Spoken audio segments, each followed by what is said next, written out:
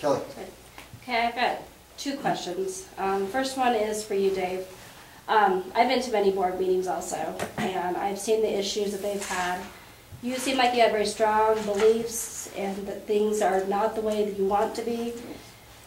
Can you compromise with other board members? You do not give me the feeling that, I had the feeling from you that it's going to be your way and you're going to make somebody see it your way, and if not, you're going to have issue with it. And to me, these people, they have to learn how to be open, open-minded to other people's reasons and concerns, and learn how to compromise. Absolutely and see other people's. I don't see that with some of the comments that Very fair, and it's a good portrayal. Yeah. I mean, I'm exactly what you said. I'm a very headstrong person, and yes, there's compromise in me, but you got to find it.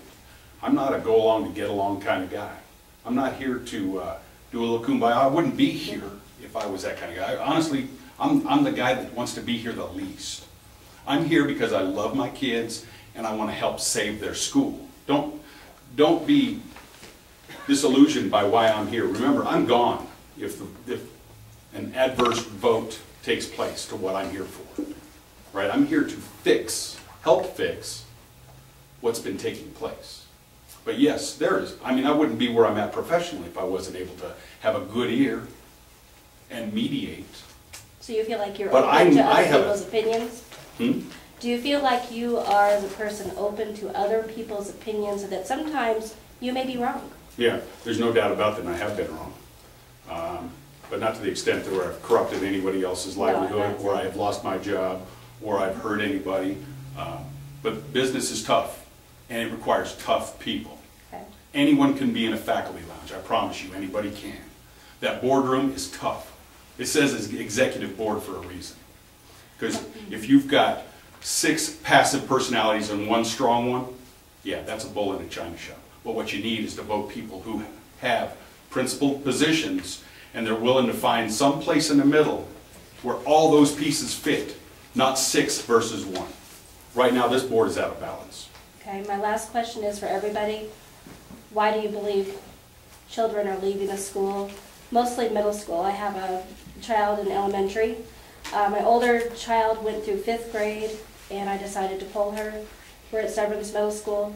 Love it. I think that the current board, I think a lot of parents are surprised to see that our middle schools in the community, I mean, Terry, you say there's nothing better than our school, and I agree with that in certain levels.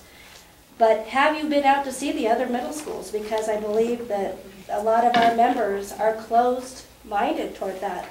I mean, I am surprised at what my other child is learning and the opportunities that she's been given.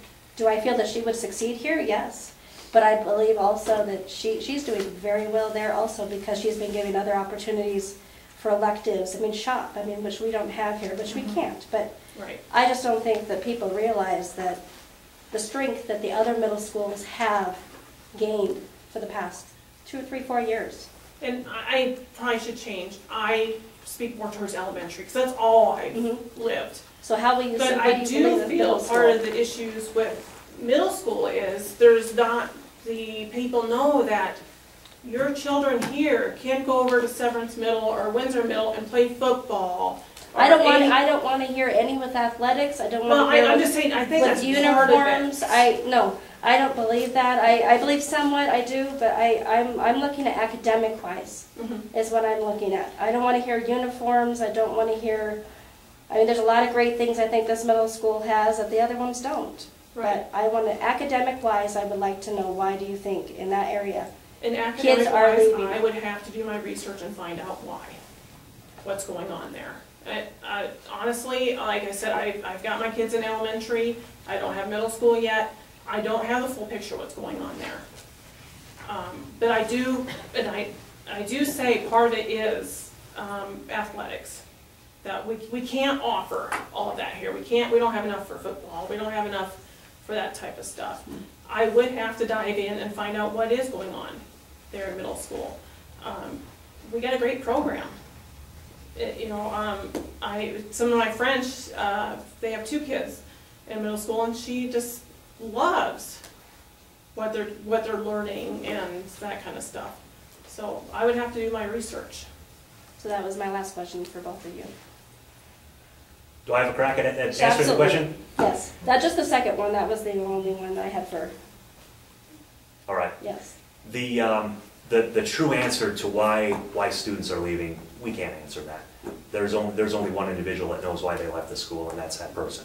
So I'm speculating. I'm going to clarify that right up front. I'm going by what I believe and by what I see, and that's a bit from the outside. It's not academic at all. If anything, it's because the academic bar is too high. And is that bad? No. We need to challenge our kids to be we need to challenge our children. Let me say that to learn and get better at whatever level they are. When you say academic is too high, do you mean they have higher standards, or you feel like they have too much homework? Because these are the things that I'm seeing right now. These are a lot of things that I hear from other parents. So the one it's not that the academics, it's the homework, and so. I think the two go hand in hand because I don't feel homework is something that needs to be set as high as it is in order for kids to learn and to be great students. So you believe the academic standards is because you believe that this school has higher academic standards in learning. I believe we've got a bar set higher than our middle schools adjacent, and I also believe that math. And again, this is hearsay. I have no firsthand experience to base this on. I've had no individual exit interviews with those students. This is just what I hear in the classroom, if you in the hallway, if you will, is that math is the one point where middle schoolers struggle. But again, is that the ultimate reason? No. And I know you don't want to hear this, but again, from what I've seen, it's not academic. It's perhaps what can we do about it? Let me answer that. What can we do about it? We can better inform our students and our parents that they can attend charter and they can have all the benefits that go along with our charter school, and they can still participate in the extracurricular activities at Windsor, whether it's sporting events, whether it's band, what have you. And so I think we can do a much better job of communicating that and reaching those parents and just making them aware and having the best of both worlds. Okay. Kelly, here's the real answer. People are going to leave us. It's just going to happen. John's even made a point to me that kids that leave this school, they do better in other schools because we do have an academic standard that's a threshold that's higher than other schools. And they feel more comfortable going back to those schools. And those are exit interviews that John's done. I'm not making that stuff up. And we do have the answers. John's got the answers. He exit interviews every student that leaves or everyone that he can get a hold of. But kids are going to leave us. It's just a fact of life. We just need more coming in than leaving. And along the way, once we get that revenue stream fixed, we've got smart people on the board that can find out, do we need another 5th grade teacher in lieu of what we've got, or a 6th grade teacher, or a 4th grade teacher? Maybe. Maybe we have some issues. Maybe Singapore math isn't the answer. I know I have a daughter that she's not doing very well with Singapore math, and I have a son that's doing stellar with it. So, that takes interaction from more parents than it does 7 people in a room. But then at the end of the day, kids are going to leave. You just can't blame every kid leaving on the school. We just need more kids coming in. We need to get more kids coming in to see what the heck we've got going on in this building. We've got a lot of great things. And that's what we need to do. We just need to find opportunities to sell and accentuate our positives. Because as Terry said, agree or disagree, this is a great place. Okay, I'm going to put my parent hat. And that's why I'm going to ask a few questions. Dave, do you want to be a politician at some point? That's a great question, Luis. Let me give you the definitive answer. I'm a salesman. This is my 3 years I'm going to put in, and I quit. I'm trying to get demoted at work. I'm done. But thank you for that. You're doing a pretty good job. Well, I don't want to come off too greasy, but I appreciate it. You already did. So I will tell you, before I run out of time, I do have questions for some of you, but I do want to make a statement. I think I've earned about 2 minutes to just say a couple of things, because I've heard a lot of things today. A lot of things that kind of hit hard because there's a lot of time that we put into this place. And part of the time we make good decisions, some bad ones. We say things we probably shouldn't have said.